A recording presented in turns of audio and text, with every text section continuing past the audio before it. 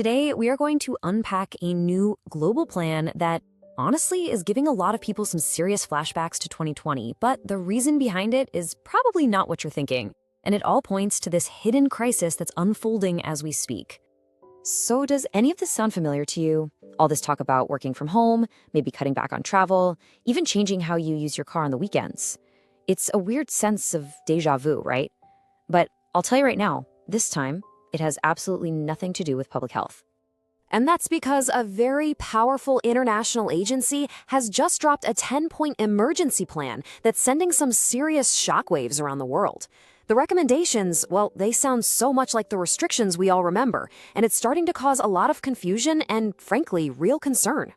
So that's the big mystery we're going to get to the bottom of. If a virus isn't behind this, what kind of global emergency could possibly be so bad that it requires these kinds of drastic measures on a worldwide scale? Well, the problem isn't biological at all. It's geopolitical.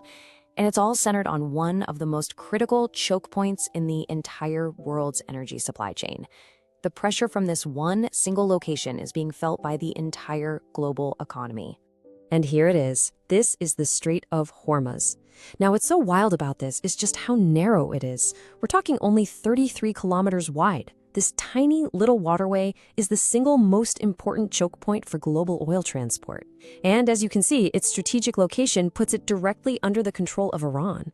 And because of all the escalating conflicts in the region, this absolutely vital passage has been severely disrupted.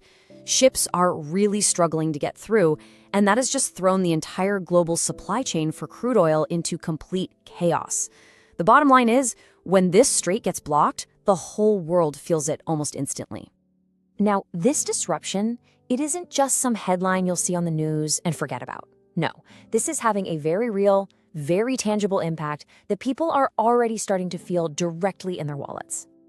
And this slide just perfectly illustrates the immediate fallout. I mean, just look at these numbers. In Pakistan, fuel prices have shot up by 47%. In Bangladesh, it's 38%, and in Sri Lanka, 35%. These are just staggering increases, and they're hitting countries that don't have their own big energy reserves the absolute hardest. Just try to imagine your fuel bill almost doubling overnight. So you might be asking, why are some nations getting hammered so much more than others? Well, it really just comes down to one thing: strategic reserves. Countries like the ones we just saw, they rely on that day-to-day flow of oil. But then you have a nation like India, for example, that keeps a 74-day strategic reserve. Think of it like a giant emergency fuel tank. It acts as this crucial buffer, and it buys them time before that price shock really hits everyone's wallets. It's a pretty stark reminder of just how important energy security really is. Okay, so with this crisis really starting to spin up, a global body has stepped in with a plan.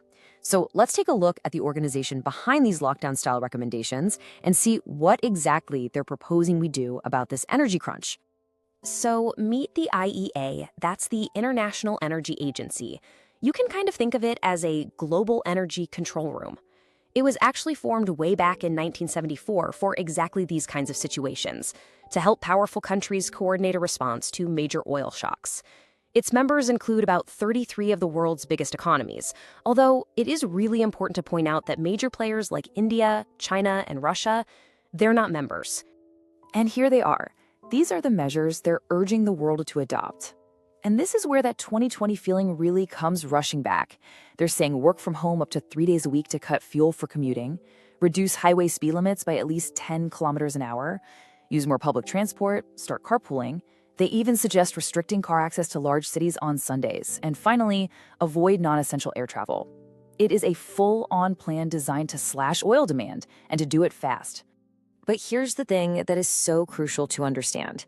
This energy crisis and the IEA's plan, they are not happening in a vacuum. They're symptoms of much larger and honestly much more dangerous global tensions that really feel like they're about to boil over. You see, the disruption in the Strait of Hormuz is a direct result of military and political conflict.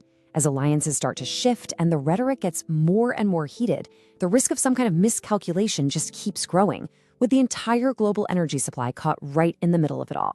For instance, check out this recent and very serious claim coming from Iran. They have actually stated that they successfully shot down one of America's most advanced fighter jets, the F-35. Now, a claim like that, whether it's ever confirmed or not, dramatically raises the stakes in this military standoff. And at the exact same time, we're seeing these really deep cracks forming between traditional Western allies. This recent message from a prominent American political figure directly calls out NATO allies, saying they are a paper tiger without the US, and that their lack of action will be remembered. This kind of statement, it just exposes how fragile these long-standing alliances are, especially at a moment of crisis like this. So all of this brings us to the final and most critical question. Is this 10-point plan just a temporary fix for a short-term problem?